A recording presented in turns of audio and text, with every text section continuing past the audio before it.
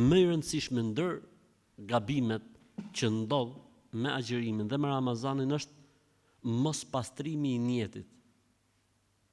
Çdo adhurim ka nevojë për qëllim të pastër, ka nevojë për çiltërsi, ka nevojë për të jesh i kthjellët se çfarë po bën dhe përse po agjeron. Pra niyeti duhet të jetë shumë i pastër, duhet të jetë për Allahun, për kënaqësinë e Allahut, për të fituar xhenetin, për të shpëtuar nga zjarri i xhenemit, për të fituar sevape, për të pastruar nga gjunahet, për të qenë më afër Allahut. O vëllezër, njerëzit dallojnë në Ramazan me niyete. Pasi mas qëllimeve, kush i vën vetes tij shumë qëllime të larta në Ramazan, Ramazani i tij ngrihet shumë lart. Kush nuk i vën qëllime Ramazanit, po thjesht do ta xhiroj se është farz apo është detyrë për detyrave të Islamit, ai merr aq. Ndërsa kush thotë do ta xhiroj se është agjërimi për shtyllave të Islamit, do ta xhiroj se do të fitoj kënaqësinë e Allahut, do të fitoj dashninë e Allahut, do ta xhiroj sepse me agjërim fitohet xheneti. Do ta xhiroj se me agjërim unë shpëtoj nga zjarri i xhenemit. Do ta xhiroj se me agjërim falen gjunahet.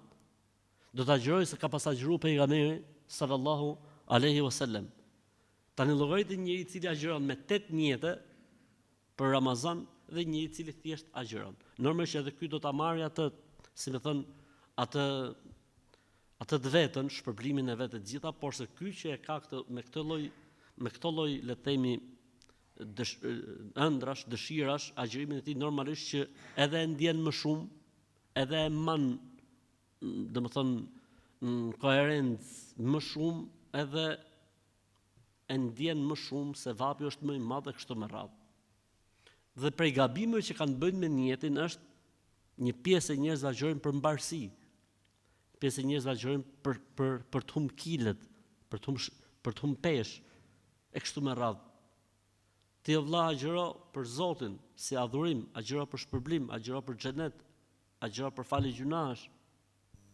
Se kjo tjetra ka për të ndodhur që ka për të ndodhur. Por nuk duhet të jetë ky nga synimet. Se njeriu nuk ngjitet tek Allahu me peshën e trupit.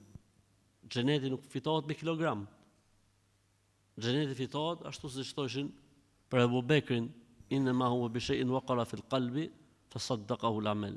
Diçka që ka rënë zemrën e njeriu dhe e vërtetojnë atë veprat e tij. Atëherë